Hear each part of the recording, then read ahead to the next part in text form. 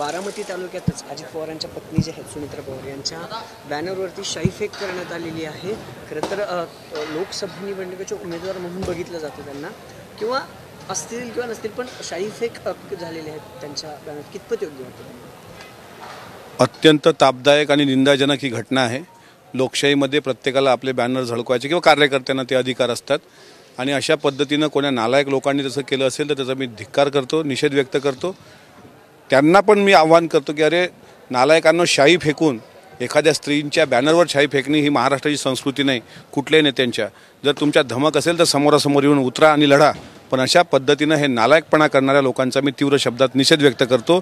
यांना बारामती करत चोप देतील। एक शेवटचा प्रश्न, संजय राऊत असं म्हणाले की 2024ला गॅरंटी देऊन सांगतो की मोदी येणार नाहीत। संजय राऊत जे म्हणतात त्याचं नेहमी उलटं होत असतं, त्याच्यामुळे त्यांच्या बालवाडीतली अंगणवाडीतली मुलं जशी वाराखडी म्हणतात त्यातलं संजय राऊत हा प्रकार आहे, जास्त गांभीर्याने घेण्याची गरज नाही।